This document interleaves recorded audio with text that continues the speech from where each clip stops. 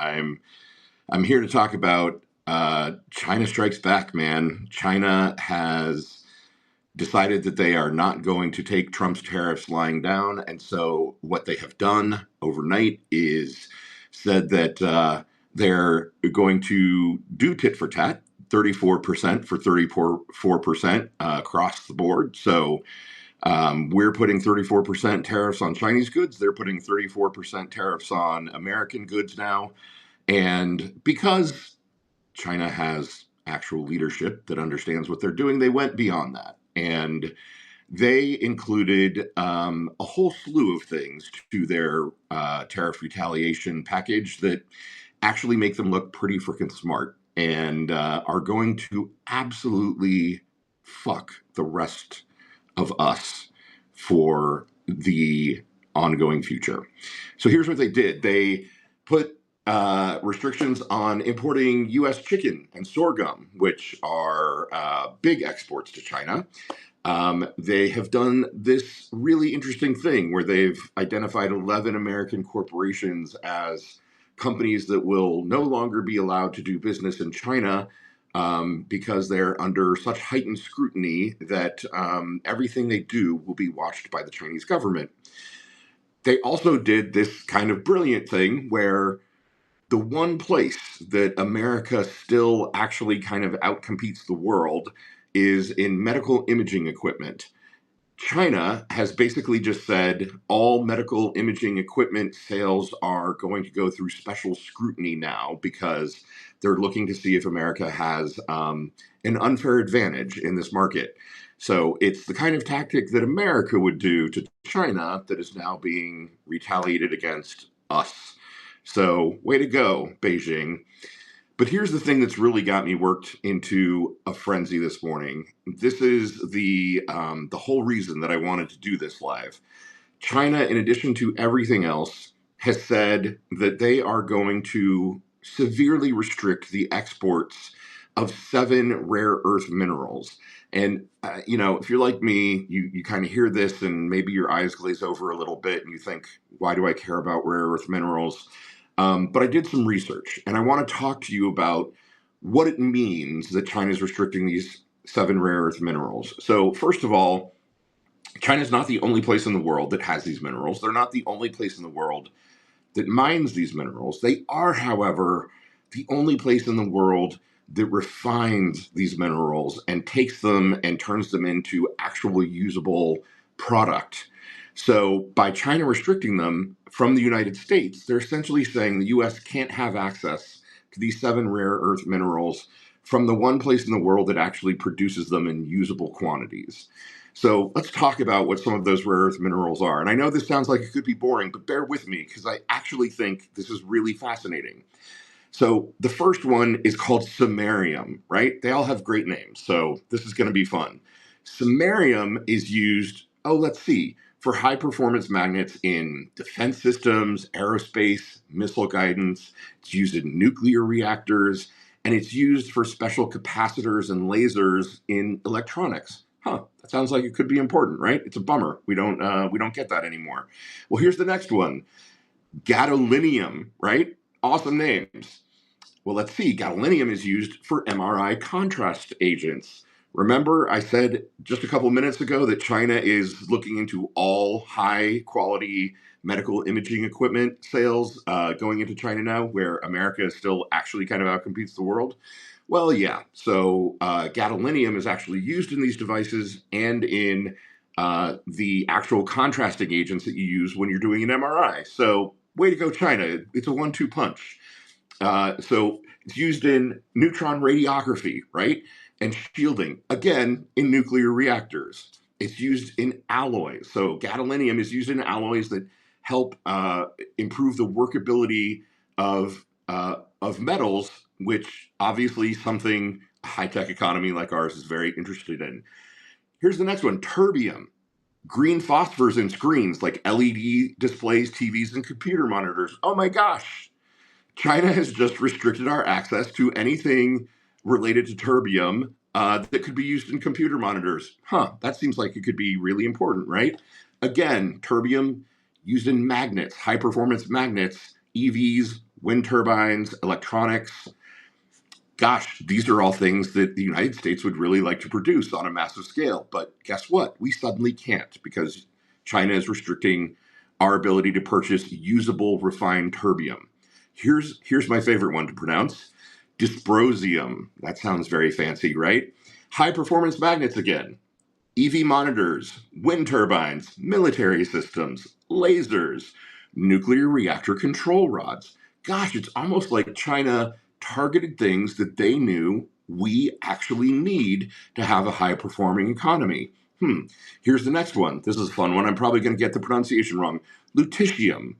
It's used in medical imaging and cancer therapy. PET scans, targeted radiography. Again, things the United States is actually good at and can actually export.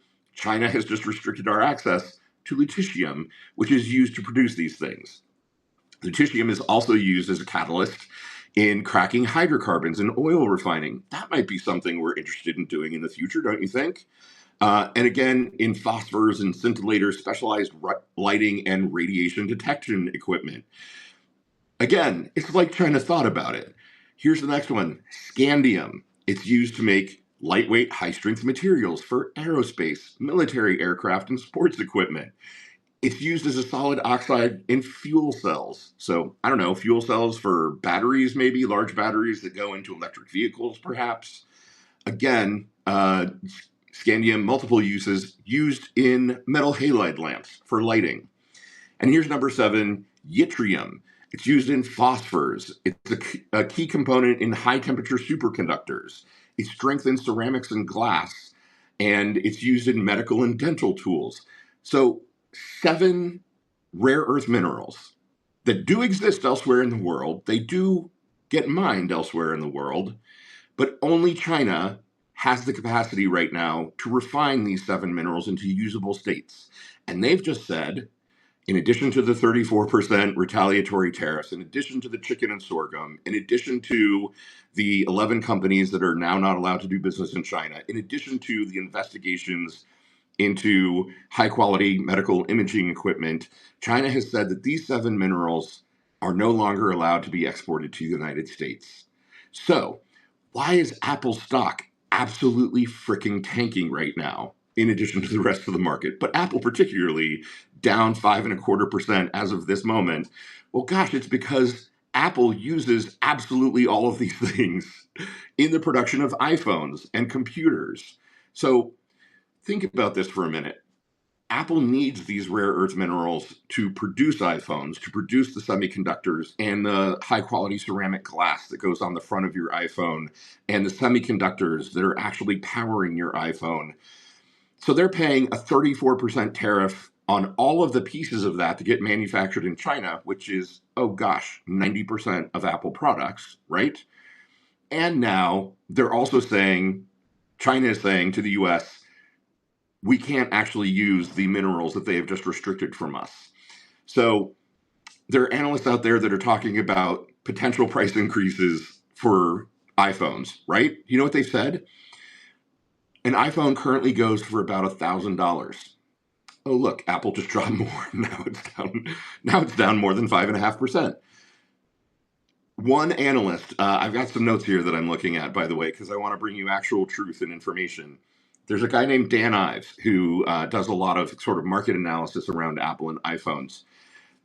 The most expensive iPhone, or one of the more expensive iPhones, currently goes for about $1,000. Dan Ives is saying that thanks to all of these tariffs and rare earth mineral restrictions that China's put in place, you could potentially see an iPhone that currently sells for $1,000 selling for $3,500, a 2 or 3 times increase in the overall price of an iPhone.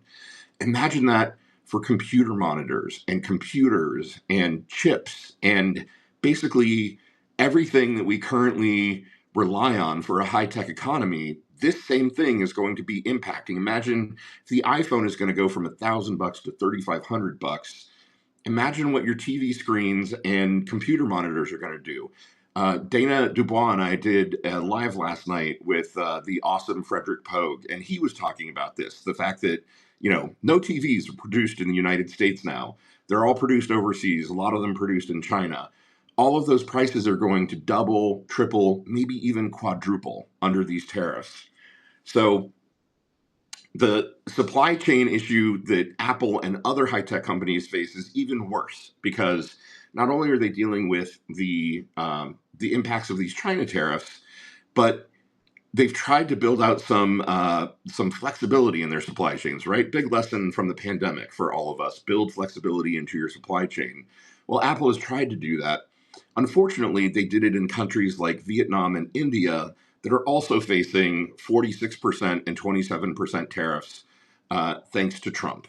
So this is just one example of what is happening in the markets today, what is happening with the tariffs and the impact of what Trump has done to us.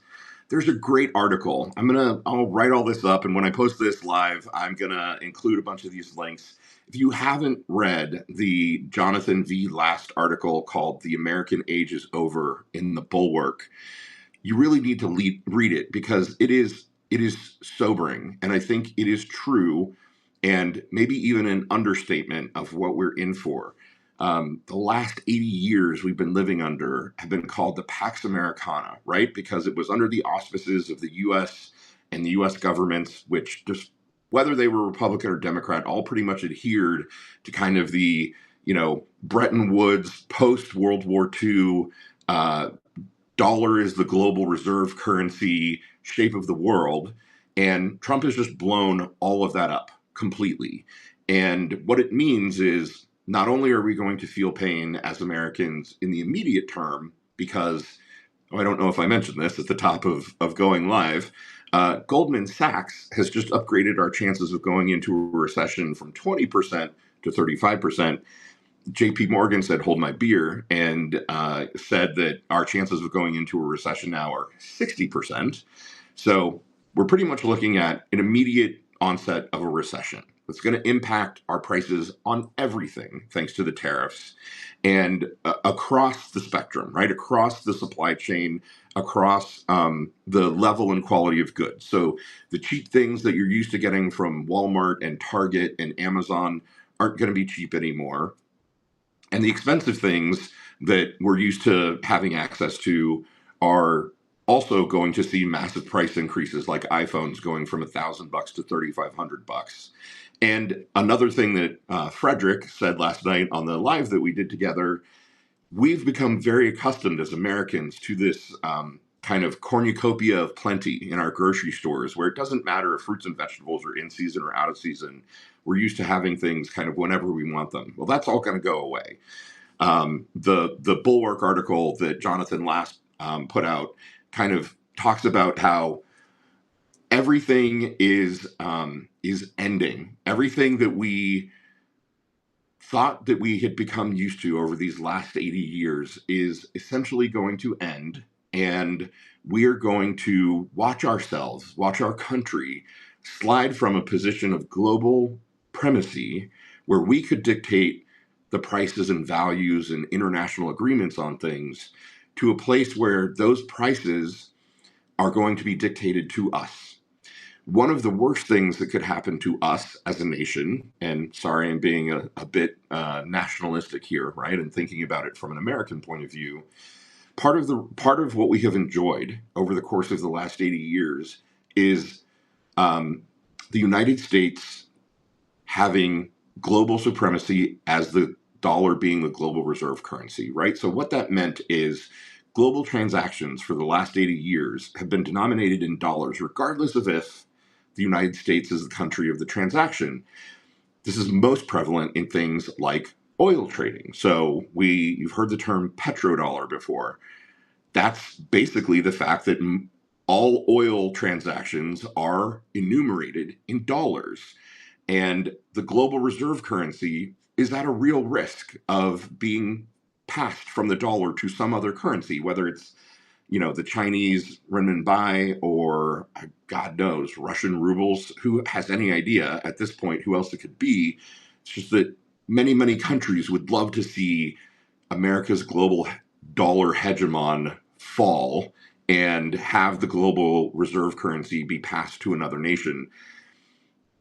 The thing that's really sad to think about here is this was all predicted. It was all predictable. It was all said in the run up to the campaign.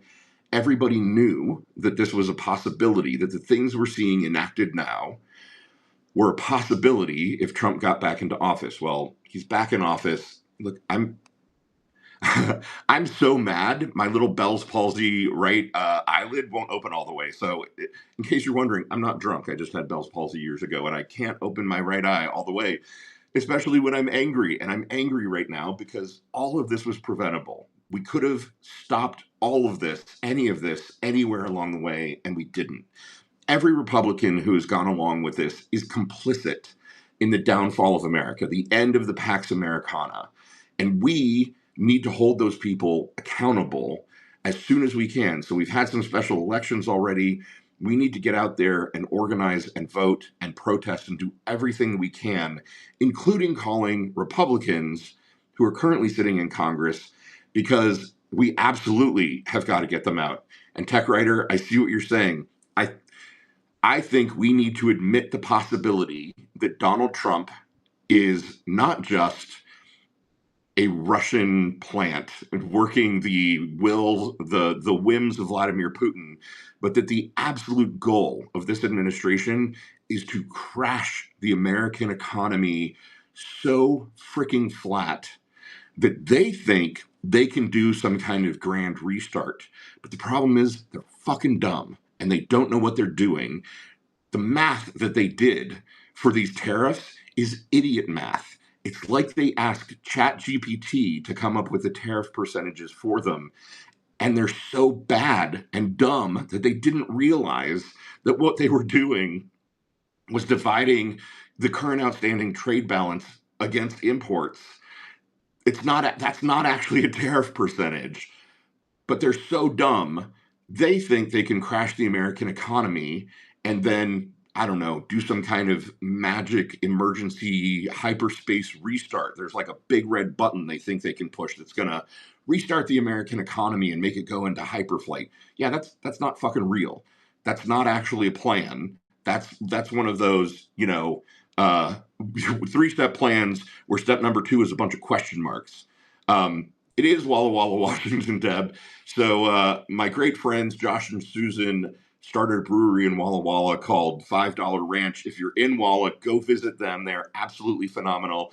They're liberals. You can talk to them safely about politics like this, even though the rest of Walla is maybe not so much like that. Plus, they make amazing beer. So go to $5 Ranch in Walla Walla. Thanks for noticing that, Deb. But back to my point, I think they are absolutely crashing the American economy on purpose. They think they have a plan. They don't. And we are seeing in real time what is happening with that right now in the stock market because Trump put this idiot blanket tariffs around the world based on bad math. And China has just called his bluff and said, okay, we see you. We're going to do exactly reciprocal blanket tariffs, and we're also going to be really targeted and smart. And we are going to come drive a knife into the heart of American technology, the American tech industries. And that is why Apple stock is collapsing, along with a lot of other stuff right now. Tech stocks are going to take a beating. We are seeing the end of the American hegemon, which some people might celebrate, and I can certainly understand that perspective, but we are seeing the end of the Pax Americana. We are seeing the end of America being a force for good, a force for growth, a force for economic prosperity, a force for peace. We are seeing the end of all of that right now, and we're actually watching it happen in our stock market as we speak. So I've got more that I could say about this whole thing. You can tell I'm worked up. Part of me is sort of proud of China for targeting their tariffs so specifically. It shows that their head is in the game and they actually know what they're doing.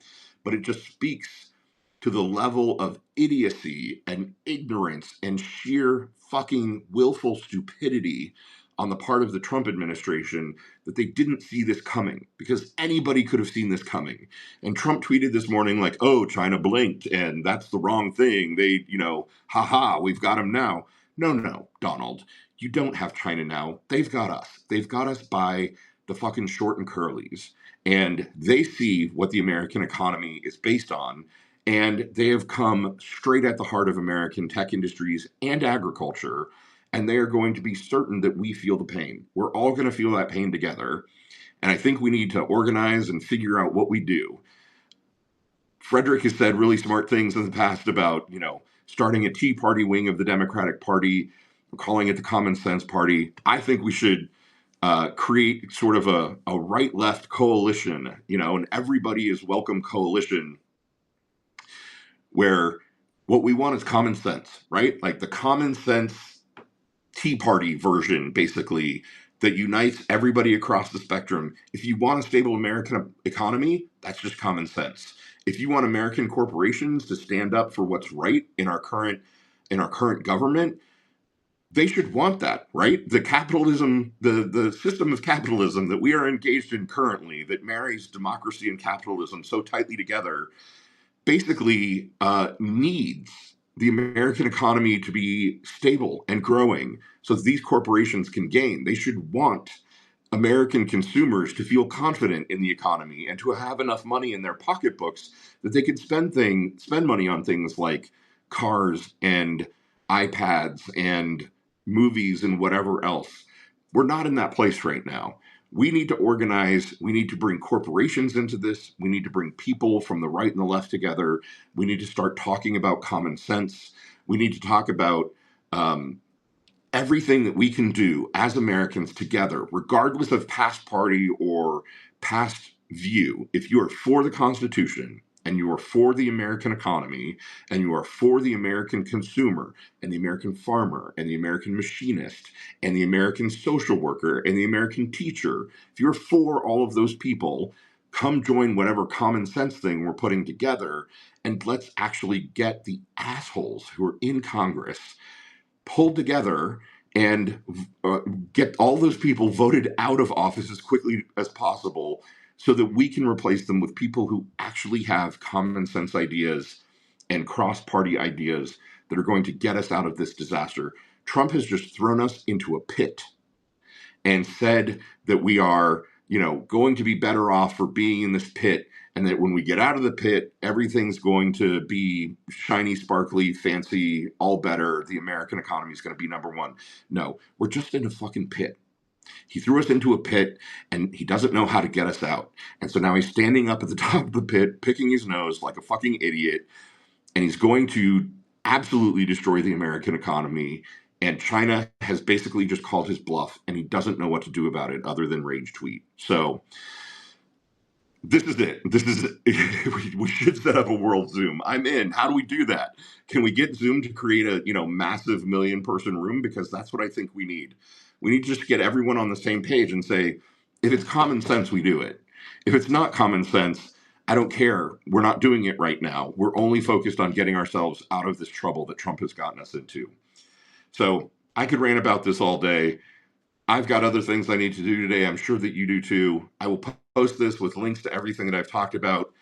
Please do think about those 7 rare earth minerals that China exclusively has the refining capacity for, and start thinking about all of the places where we're not going to have access to those minerals. And if we don't have access to those minerals, it means that the American economy is basically going to crash. Your iPhone is going to go from being $1,000 to being $3,500, and all of the smart bombs and nuclear reactor stuff and high definition medical imaging equipment, everything that is produced with those materials, we no longer have access to those materials. We can't produce them. Trump has put a dagger, thanks to these Chinese responses, a dagger into the heart of the American tech industry. And we need to be screaming about that from the rooftops, not because the tech industry is great, but because we need to fight back for sanity. Again, I'm going to go ahead and jump off now. I'll post this. I'll include links. Please dig into what China has just done. Yeah, Elon Musk is going to suffer too, maybe most especially. And that's a great case of karma, but we shouldn't be paying his karma on our backs. He should suffer it alone. So I can't celebrate that Elon Musk is going to suffer if the rest of us are going to, be digging in the dirt for worms to eat. Thanks, everybody. I hope you have a great day. Talk to you again soon. Good luck and God bless the United States. We're going to need it. Bye.